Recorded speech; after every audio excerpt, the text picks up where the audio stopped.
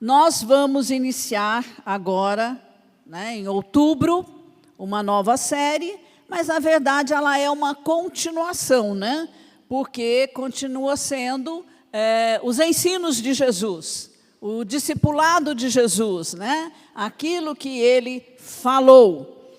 E no capítulo 13 de Mateus, nós vamos encontrar o terceiro grande grupo de discursos de Jesus, nesse evangelho de Mateus. E isso através das parábolas. Então, agora nós vamos olhar para as parábolas de Jesus. E há vários tipos de parábolas. Nós temos, elas podem ser histórias baseadas na vida real ou fictícia, a fim de ilustrar uma verdade profunda. Grave isso, para ilustrar, para trazer entendimento de uma verdade profunda, ok? Para ficar fácil de entender, Elas podem ser também histórias exemplificadoras, como está em Lucas 10, 29 a 37, a parábola do bom samaritano. Também podem ser declarações metafóricas, como Mateus 7, 16, que fala da discrição ao jejuar. E podem ser alegorias, onde tem sentido muito dos detalhes da história, e onde Jesus ilustra o seu ensino, lá em Marcos 12, 1 e 2, Jesus ilustra com a história do homem que plantou uma vinha, construiu um lagar, edificou uma torre e arrendou a vinha a uns lavradores e depois se ausentou do país. Quer conhecer? Leia lá em Marcos 12. E hoje nós vamos ver também uma alegoria que é a parábola do semeador. E a palavra parábola indica literalmente comparação, comparar. E é usada, claro, para trazer a compreensão sobre uma verdade profunda. Então vamos diretamente para Mateus 13, vamos ler os versos 1 e 2. Naquele mesmo dia, Jesus saiu de casa e se assentou à beira-mar, e grandes multidões se reuniram em volta dele, de modo que entrou num barco e se assentou, e toda a multidão estava em pé na praia. Então, nós vamos observar, o óculos está mais atrapalhando que ajudando. Nós vamos observar aqui que Jesus se assentou enquanto a multidão ficou em pé. Você já pensou, eu me sento e vocês ficam em pé para me ouvir? Tem que ter mesmo um coração bem disposto aí para ouvir, Nos tempos antigos, os mestres ensinavam sentados, mas nesse dia que Jesus vai contar essa parábola, ele entrou num barco para evitar a pressão da multidão, e ter um lugar de onde ele pudesse proferir o seu ensino.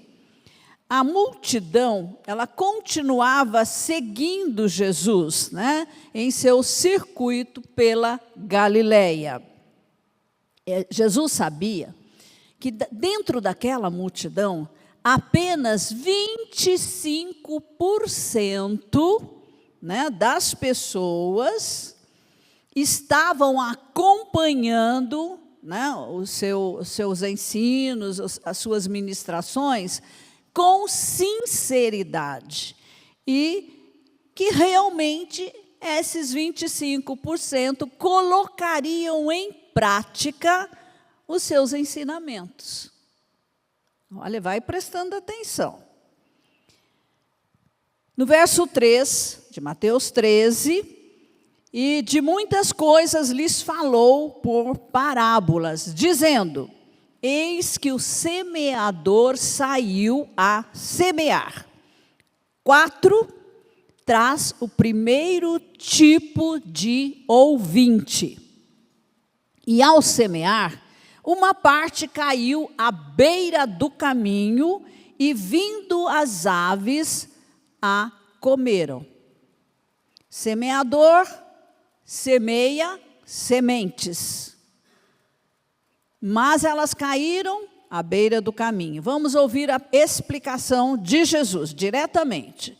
No verso 10, eu estou em Mateus 13, tá? Então não vou voltar, eu vou só falar os versos. No verso 10, os discípulos perguntaram a Jesus por que ele falava por meio de parábolas. E Jesus respondeu, 11, porque a vocês, entenda, discípulos, é dado conhecer os mistérios do reino dos céus. Vejam, aos discípulos. Mas àqueles, ou seja, que não são discípulos, isso não é concedido.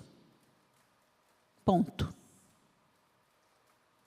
Para entender a palavra de Deus, precisa ser discípulo. O que é um discípulo? Um aluno, um aprendiz, alguém sedento pela palavra de Deus. E é tremendo, né? Um privilégio que nós temos de sermos discípulos de Jesus e poder compreender os mistérios do reino dos céus, ou seja, o evangelho de Cristo. E isso está reservado para a igreja. O verdadeiro discípulo tem a visão espiritual. 12. Pois ao que tem, mais será dado, e terá em abundância. Mas ao que não tem, até o que tem, lhe será tirado. 13, 14. Por isso falo com eles por meio de parábolas, porque vendo, não veem, ouvindo, não ouvem, nem entendem. 14. Assim neles se cumpre a profecia de Isaías 6, 9 e 10. Ouvindo, vocês ouvirão, e de modo nenhum entenderão. Vendo, vocês verão, e de modo nenhum perceberão. Porque o coração deste povo está endurecido. Endurecido. Ouviram com os ouvidos tapados e fecharam os olhos, para não acontecer que vejam com os olhos, ouçam com os ouvidos, entendam com o coração e se convertam e sejam por mim curados. Vendo não veem. Jesus usava parábolas de forma proposital, porque sabia que os ouvintes que tinham o coração endurecido não iriam buscar o entendimento delas. Estavam ali por outros interesses, talvez curiosidade, talvez um milagre apenas. Agora, os discípulos, eles perguntaram sobre o significado da parábola. Então, quem busca, encontra o que busca. Verso 16 e 17.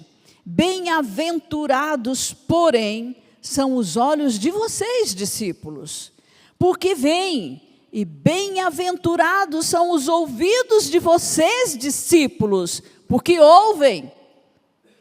Pois em verdade lhes digo que muitos profetas e justos desejaram ver o que vocês estão vendo, mas não viram. E quiseram ouvir o que vocês estão ouvindo, mas não ouviram. Veja, Jesus falando. O coração não receptivo não receberá entendimento ou revelação sobrenatural. Olhos cegos, ouvidos surdos, impedem essa pessoa de transmitir corretamente a mensagem da salvação em Cristo Jesus. Pois se nem ele está entendendo, como é que ele vai passar? Aí o grande perigo, vai passar algo distorcido. As pessoas, por sua própria vontade, livre-arbítrio, podem fechar os ouvidos, fechar os olhos, né? E não quererem ouvir para entender.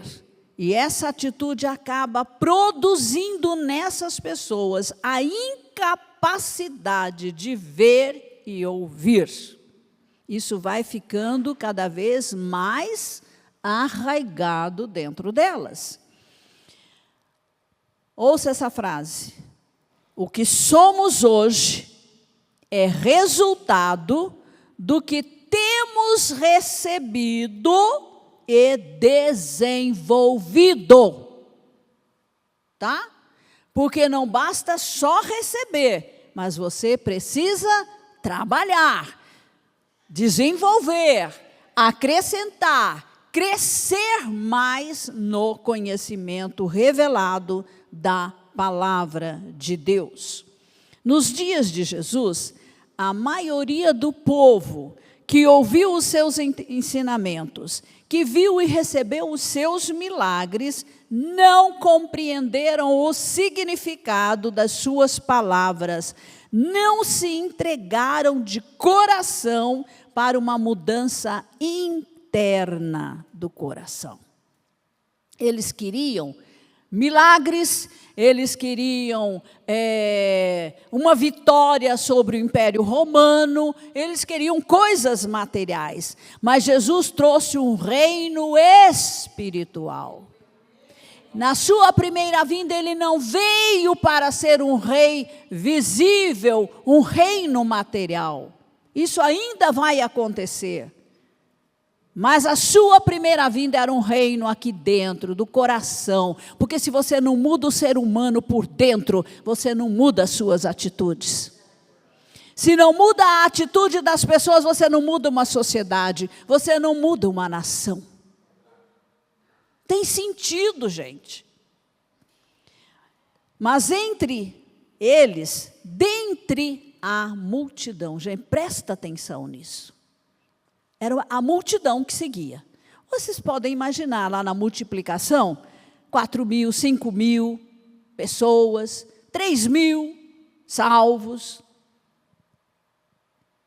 Agora, sabem quantos, de fato, permaneceram como discípulos de Cristo? 500 pessoas. Cerca de 500 pessoas. Vai lá para Pentecoste, quanto é que estavam no cenáculo? Vai lá na ascensão de Jesus, quando é que estavam ali, vendo o Senhor subir? Não era multidão, não era. E Jesus, hein? Com Jesus foi assim, tá? Essas pessoas, embora poucas, fizeram uma revolução mundial, né? Pegaram o mundo que estava de cabeça para baixo e puseram de cabeça para cima. Expandiram o evangelho, anunciaram, pagaram o preço, não desistiram, não desanimaram, perseveraram até o fim. E eles foram chamados de bem-aventurados, porque eles experimentaram a verdadeira felicidade, que é aquela que vem do Senhor. Não é o que o mundo oferece, não é o que as coisas materiais oferecem, mas é a que vem do Senhor. Essas pessoas eram poucas, mas eram os bem-aventurados, Porque o que tem o coração inclinado e tem fome e sede de entendimento da palavra de Deus, esse vai receber em abundância. Aleluia, Ney. Glória a Deus pela fome que o Senhor tem colocado nos nossos corações, amém?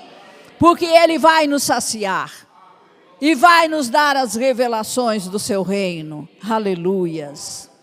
A salvação em Cristo é para quem ouve, crê em seu evangelho, em seu sacrifício substituto e recebe o senhorio de Jesus nas suas vidas.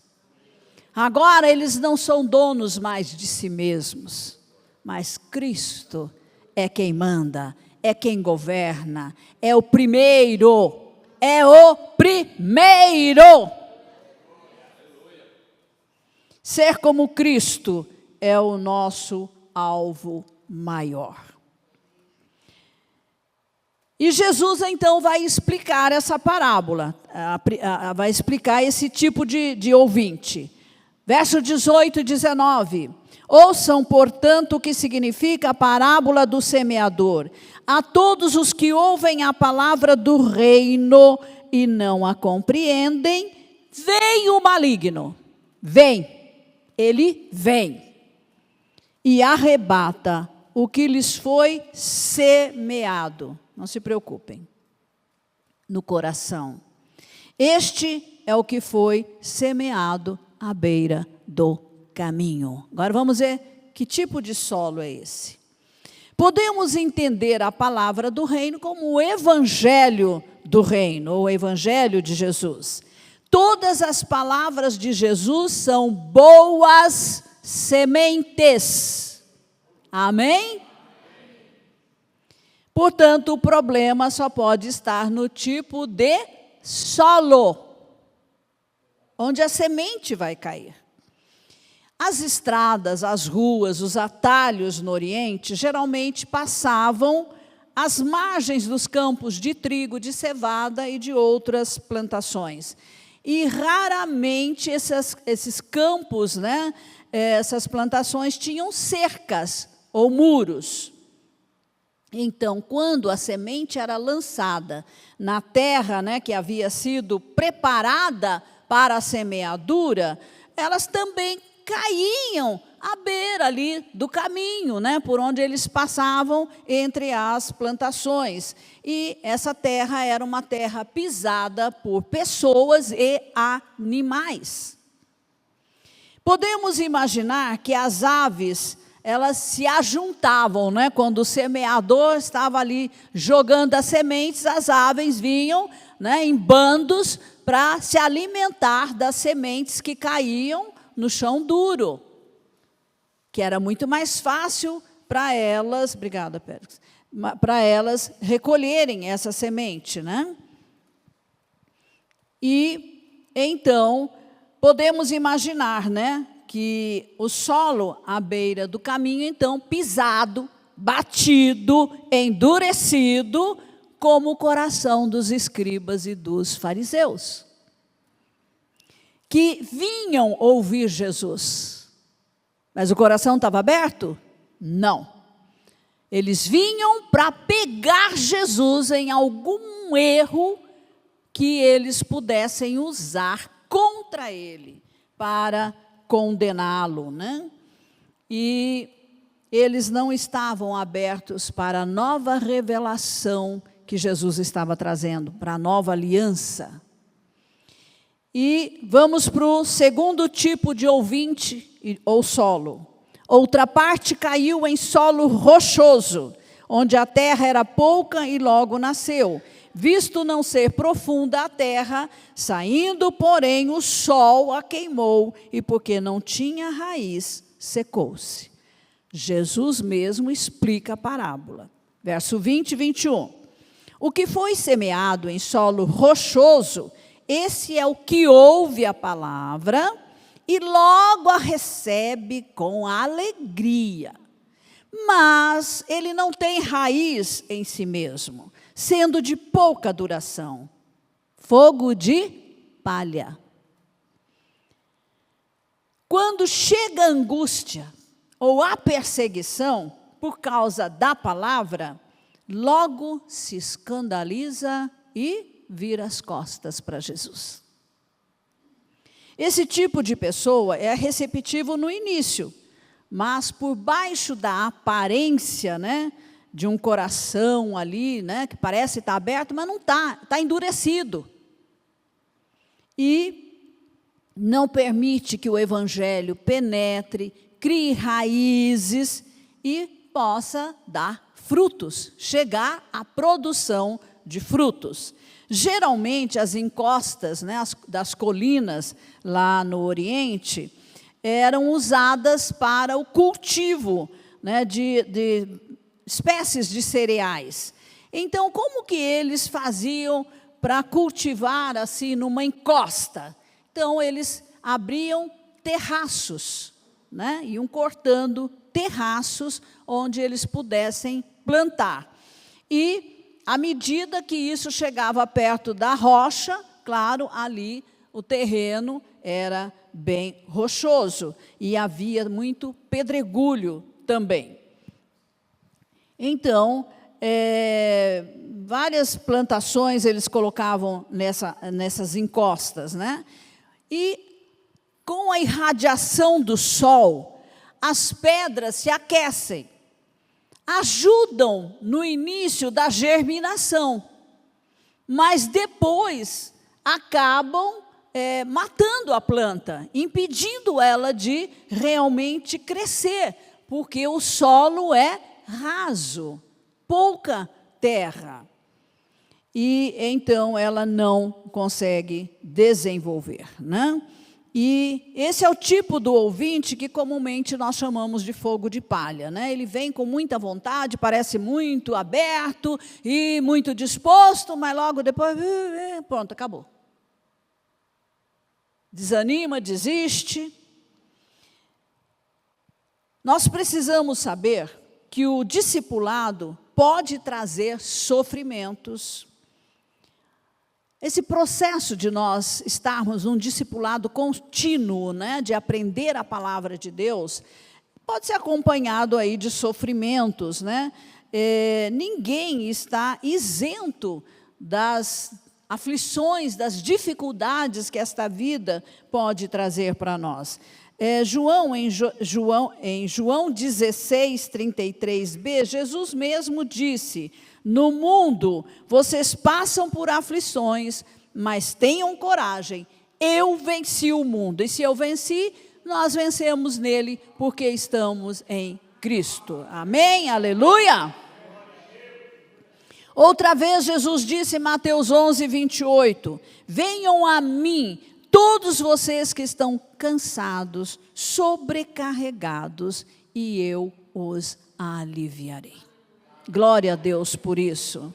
O verdadeiro discipulado exorta as pessoas para que tenham fé, coragem, em meio às circunstâncias adversas. O crente da nova aliança não está livre de passar por experiências difíceis, dolorosas e até mesmo prolongadas.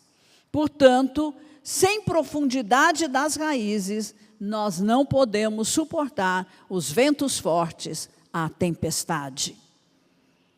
O que sabemos é que em meio aos sofrimentos nós temos um lugar seguro, um abrigo seguro em Cristo e no seu evangelho. Aleluia! Porque a palavra de Deus não volta vazia, mas ela produz aquilo que ela diz. Glória a Deus! E a história do cristianismo registra muitos mártires, que é o resultado final da perseguição. Pode até mesmo chegar a esse ponto, né, da perseguição literal. Em muitas nações é proibido pregar o evangelho, é proibido ser cristão. Entendeu? Por isso não podemos desanimar diante da oposição, pois sabemos quem está por detrás dela. A oposição vem por humanos, mas quem está por detrás desses humanos? Satanás. Satanás está usando essas pessoas. Quando a temperatura da guerra espiritual sobe, entenda logo que você está agradando a Deus. Minha mãe dizia, o diabo é o corneteiro da bênção. Sabe quando vem muito ataque, muito ataque, muito ataque? É porque o diabo está bravo com você. Se ele está bravo com você, é porque você está agradando a Deus. Porque se ele se agradar de você, aí o negócio está feio, para o teu lado. Aí está feio. Outra parte da semente caiu, no verso 7, entre os espinhos. E os espinhos cresceram e a sufocaram. Explicação de Jesus. 22. O que foi semeado entre os espinhos é o que ouve a palavra, porém as preocupações deste mundo e a fascinação das riquezas sufocam a palavra e ela fica infrutífera. Aqui Jesus ilustra a terceira possibilidade de reação à mensagem do reino dos céus. Aqui a semente germina, ela cresce, mas não frutifica por causa dos obstáculos que estão aí no ambiente. A planta, ela lançou raízes, para a terra lá, o solo profundo, mas as ervas daninhas, os espinhos, não permitem que ela realmente possa crescer para fora, para os lados e dar o seu fruto, dar floração e fruto. E este tipo de solo é improdutivo, sem resultados, porque o coração do ouvinte está oprimido pelas preocupações deste mundo e a fascinação pelas riquezas deste mundo. Jesus nos alertou contra as preocupações quando disse em Mateus 6:25, por isso digo a vocês, não se preocupem com a sua vida, quanto ao que irão comer ou beber, nem com o corpo quanto ao que irão vestir. E concluiu em Mateus 6:32, 33, o Pai de vocês, que está no céu, sabe que vocês precisam de todas elas, mas, porém, todavia, busquem em primeiro lugar. Primeiro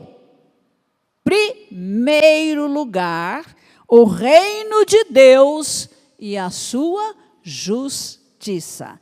E consequentemente, o resultado disso, e todas estas coisas lhes serão acrescentadas. E muito além do que nós necessitamos. Deus concede os desejos do nosso coração. Quando Ele vem em primeiro lugar. Quando Ele vem em primeiro lugar. Literalmente, caiu entre espinhos, trata-se de um lugar que não foi preparado, limpo pelos agricultores. Não, nem entende bem disso porque é agrônomo. Mas a primeira coisa que você faz antes do plantio, tem que limpar o terreno. Tem que limpar o terreno. Não pode plantar no meio de mato, de erva daninha. Então, nós sabemos que esse terreno não foi limpo. Então, ele não tinha sido preparado para receber a semeadura. Esse tipo de terra pode produzir cereal por breve período de tempo, mas não pode sustentar o cereal por muito tempo. Os espinhos são mais vigorosos, eles precisam menos de água. Gente, eu tenho um pequeno terreno. Algumas pessoas conhecem, me veem trabalhando nele, Alexandre, o Adão. Olha, é isso aqui para você produzir uma alface, um almeirão, entendeu? Porque não cessa a tarefa de tirar mato. Não cessa. Você tira, bota, você tira, nasce, você tira, nasce, você tira, nasce de novo. Então, é muito mais forte, eu não entendo, e eu tiro com a raiz. Eu não vou com a enxada só por cima, assim, não. Eu vou lá e cavo e tiro com a raiz. E ainda assim mesmo, brota de novo. Não sei de onde surge. Muita coisa vem pelo vento, tá? O vento traz, né, essas sementes também das ervas daninhas. Então, é um trabalho constante. E a erva daninha cresce, bonita, viçosa. Eu nem molho onde tem mato. Eu não molho, porque eu não vou gastar água com mato. E ela não morre. É impressionante. Os cuidados deste mundo fala do ouvinte que recebe bem a palavra, mas pelo fato de preencher a sua vida com os cuidados deste mundo, como o conforto pessoal, como a fama, o prestígio, né, na sociedade, não consegue perseverar como discípulo de Cristo. Não tenho tempo, não tenho tempo. Minha agenda está lotada. Não tenho tempo. A fascinação pelas riquezas deste mundo tem roubado a muitos prováveis discípulos as riquezas verdadeiras e permanentes que acompanham o discipulado cristão verdadeiro. O verdadeiro discípulo.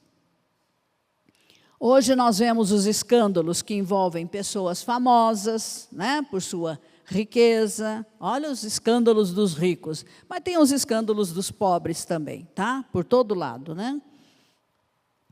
É uma estupidez o ser humano trocar os bens espirituais pelos bens materiais, a herança no céu por uma vantagem passageira aqui na terra.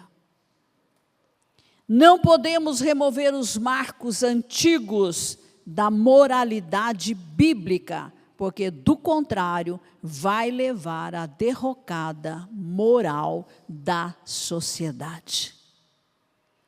Se removerem os crentes, o mundo vai se afundar no pecado, porque o que está detendo aqui é a igreja.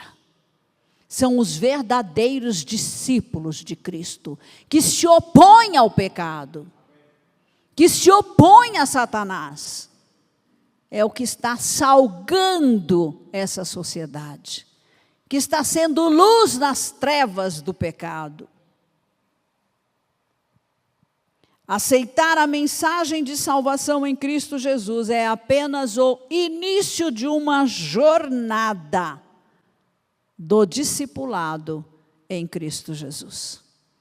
Ah, aceitei Jesus, fui batizado, pronto, era só isso, acabou. Não, não acabou, isso é só o começo. O discipulado tem que continuar. O discípulo vai aprender até o dia que sair daqui, pela morte ou pelo arrebatamento da igreja. Põe isso na sua cabeça, por favor. Jesus chama discípulos, e não adeptos, e não meros ouvintes do coração fechado. Não, esses não interessam. Agora vamos para o quarto tipo de solo e de ouvinte. Outra, enfim, caiu em boa terra e deu fruto, a 100, a 60 e a 30 por 1. Quem tem ouvidos, ouça. Quem tem ouvidos para ouvir, ouça. Ok? Explicação de Jesus no verso 23. Mas o que foi semeado em boa terra é o que ouve a palavra e a compreende, porque é discípulo, porque é coração aberto. E a compreende. Este que ouve e compreende, esse discípulo que ouve e compreende, esse discípulo que ouve e compreende é o que dá fruto. Simples assim. É o que dá fruto. A 30, a 60, a 100 por um. Porque ele não apenas ouve, mas ele põe em prática. Ele obedece ao que Jesus está ensinando para a igreja. Os rendimentos normais da agricultura naquele tempo variavam entre 5 e 15 vezes, com um retorno considerado aí como uma boa colheita. Agora Jesus fala 30, 60 e 100 por um. Imagina isso. Devemos observar que a semente é a mesma nos 4 tipos de solos ou 4 tipos de ouvintes. Mas a preparação do coração, a prévia, é que são diferentes.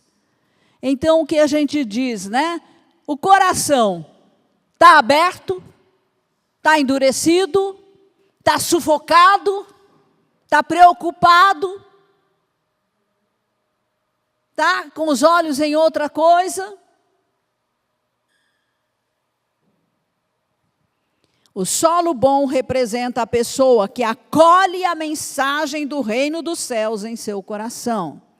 Esse tipo de pessoa, ela considera as consequências, sofre as aflições inevitáveis que acompanham a aceitação da semente ou do evangelho de Cristo. Ela suporta corajosamente as rejeições. Às vezes você se converte lá na sua casa, todo mundo zomba de você. Fala mal de você, te dá as costas, critica você, julga, chama você de fanático. E também sofre perseguições, né? E essa pessoa luta contra a tendência de misturar as coisas espirituais com as coisas do mundo, mundanas. O que é espiritual vem primeiro, o que é de Deus vem primeiro, o que é de Cristo é mais importante, é mais importante, é mais importante. Essa pessoa rejeita a ganância pelas riquezas e prazeres do mundo. Gente, o crente pode, em Cristo Jesus, pode ser próspero? Pode, deve. Porque com o seu dízimo e oferta, ele vai sustentar a obra. Mas, se ele não for discípulo, é fogo de palha, é palha que vai se queimar. Porque Jesus quer o seu coração, Ele quer você por inteiro, Ele não quer apenas o seu dízimo, a sua oferta, Ele quer você.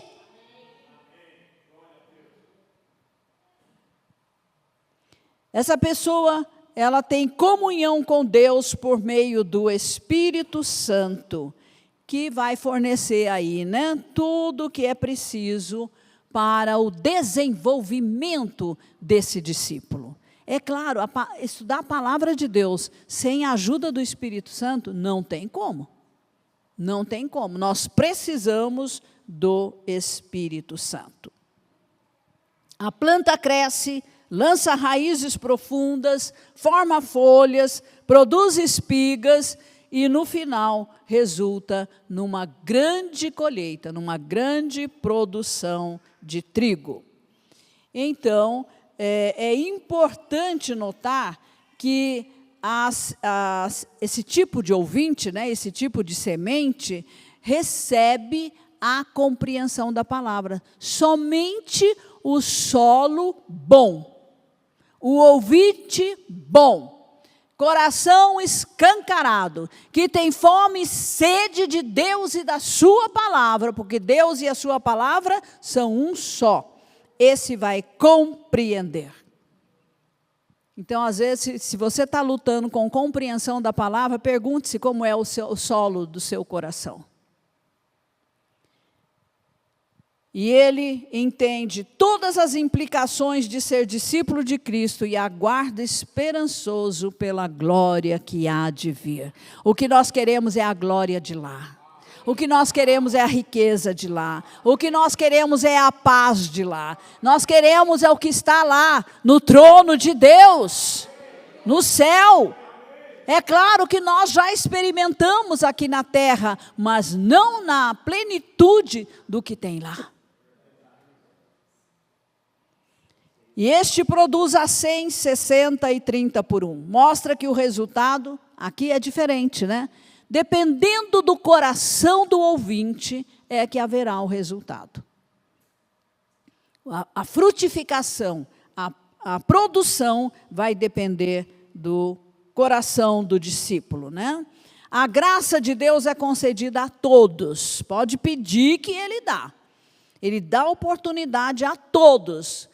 Mas a pessoa pode rejeitar, se quiser. Pode ignorar, se quiser, né? Porque ela tem livre arbítrio. O solo representa o caráter e a natureza do ser humano. Agora vejam, o semeador é o mesmo, a semente é a mesma, mas os solos são diferentes. As pessoas são diferentes. O coração das pessoas é que são diferentes uns dos outros. O nosso Deus é grande em misericórdia e por isso concede oportunidades a todos os seres humanos para que reconheçam e sigam os seus retos princípios que devem governar a vida dos discípulos. Então, o que é que nós encontramos na Bíblia?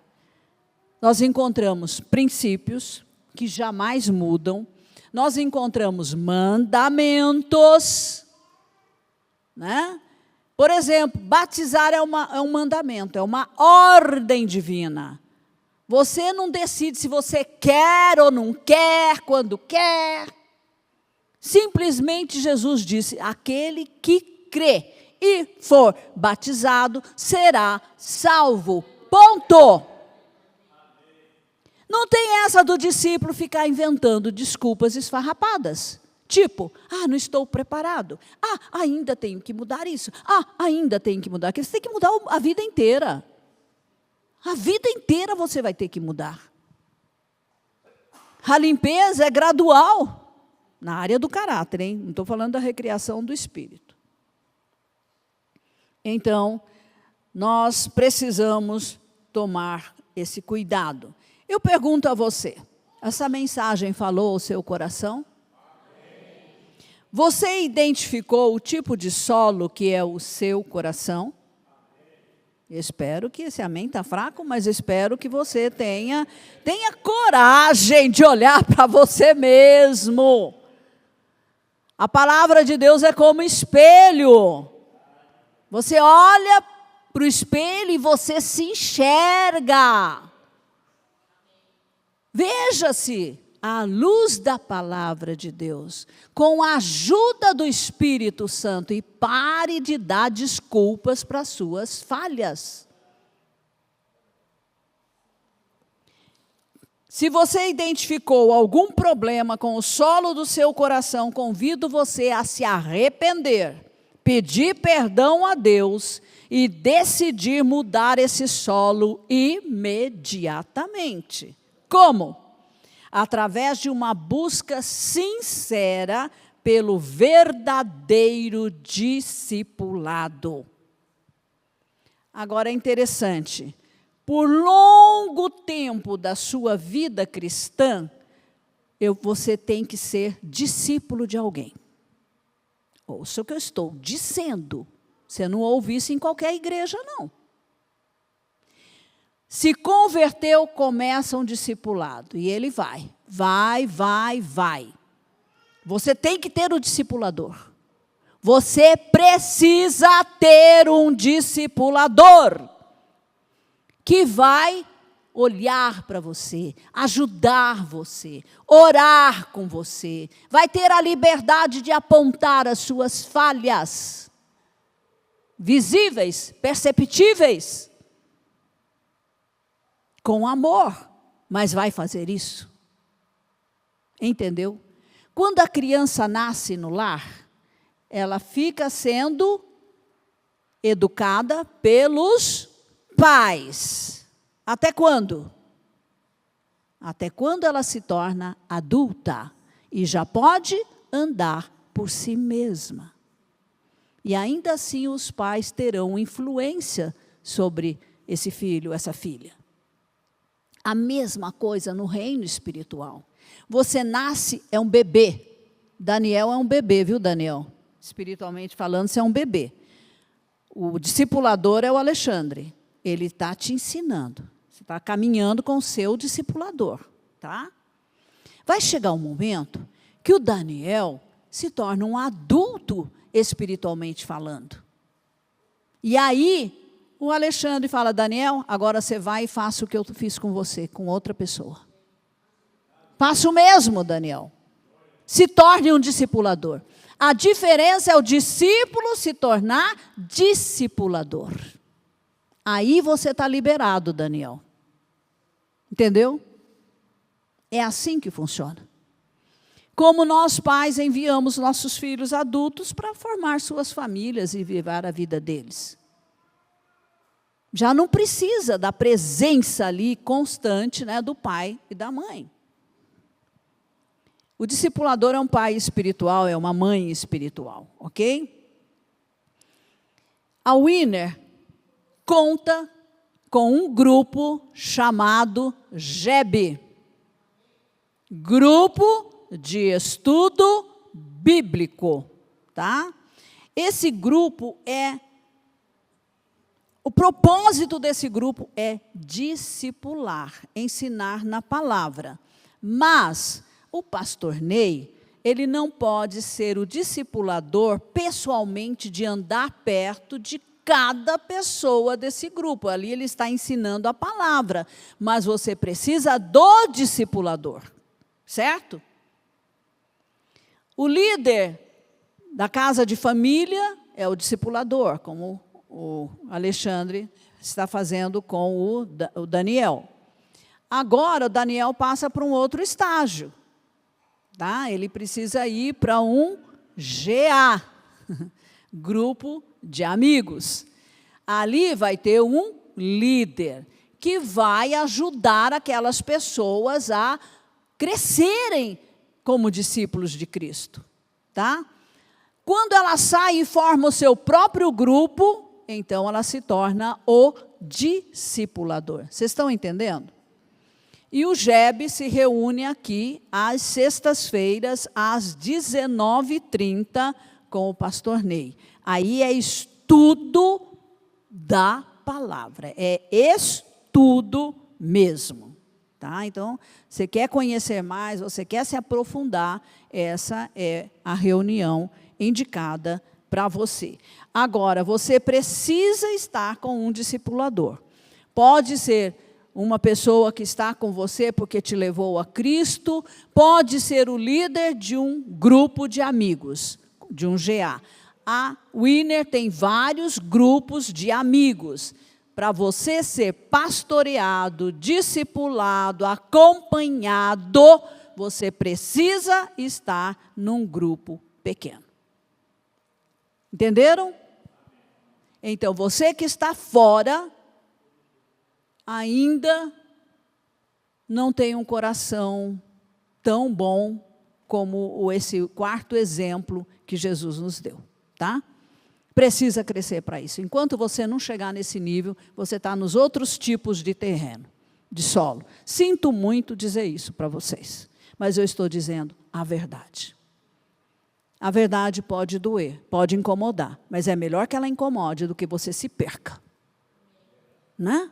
Perca a sua salvação. Isso realmente não pode acontecer. Amém? Tenha esse coração mais humilde. Seja mais aberto. Sabe? Menos crítico, talvez. Talvez você não vá porque você é crítico. Porque você fica criticando as pessoas. Cuidado com isso. Olhe para você primeiro, antes de olhar para os outros. Veja as suas falhas, antes de você apontar as dos outros. Entende? É assim que nós crescemos. E nós precisamos uns dos outros. Por isso, Jesus instituiu a igreja, a família. Amém? Espere que você consegue falar em 5 minutos? Ou quer deixar para domingo? Menos. Ele vai falar sobre a parábola do joio. E ele é expert em resumir. Rapaz, bom dia. Nós tínhamos combinado que ela falaria essa parte e eu falaria sobre o joio. Mas como ela explicou bem, fica mais fácil para mim. Nós vamos falar sobre a parábola do joio. 24, versículo 24 do capítulo 13. Outra parábola lhes propôs, dizendo: o reino dos céus é semelhante a um homem que semeou boa semente no seu campo. Mas enquanto os homens dormiam, veio o inimigo dele, semeou o joio no meio do trigo e retirou-se. E quando a erva cresceu, produziu fruto, apareceu o joio. Então, vindo os servos do dono da casa, lhe disseram: Senhor, não semeaste boa semente no teu campo? De onde vem, pois, o joio? Ele, porém, lhes respondeu: o inimigo fez isso. Os servos lhe perguntaram: queres que vamos e arranquemos o joio? Não, replicou ele, para que ao separar o joio, não arranqueis também com ele o trigo. Deixai-os crescer juntos até a colheita. No tempo da colheita, tirei os ceifeiros, ajuntai primeiro o joio, atai-o em feixes para ser queimado, mas o trigo recolhei-o no meu celeiro. Vamos ao versículo 36, que é a explicação da parábola. Então, despedindo as multidões, foi Jesus para casa, e chegando-se a ele os seus discípulos, disseram: explica-nos a parábola do joio do campo. E ele respondeu. Aqui está a explicação. O que semeia a boa semente é o Filho do Homem, Jesus. O campo é o mundo. A boa semente são os filhos do reino. A semente somos nós. O joio são os filhos do maligno.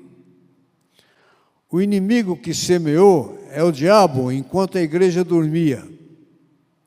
A ceifa é a consumação do século e os ceifeiros são os anjos. Quando chegar no final, é que vai haver a colheita. Veja o cuidado de Jesus para não estragar a colheita boa, a boa planta. Ele não deixou tirar a má, até que pudesse ser tirada sem prejudicar o trigo.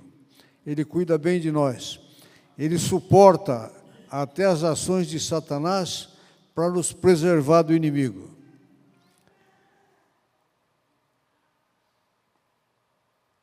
Mandará o Filho do Homem os seus anjos, no final, que ajuntarão do seu reino todos os escândalos e os que praticam a iniquidade, e os lançarão na fornalha acesa. Ali haverá choro e ranger de dentes.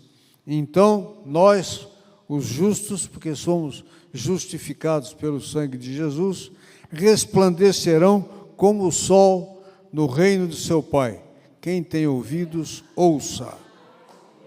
Aleluia! A boa semente somos nós, viu? Deus abençoe a todos. Que a graça... Demorei mais de 5 minutos? Não? Tá bom. Vamos ficar em pé? Põe a mão no teu coração assim e diga: meu coração é um campo fértil, bem preparado para receber a semente frutificar e responder a Deus tudo aquilo que Ele quer de mim. Eu tenho uma missão, um propósito e um destino. Amém? Que a graça do nosso Deus, as doces consolações do Espírito Santo e o poder de Jesus na nossa vida nos dê uma semana bem abençoada. Deus abençoe a todos.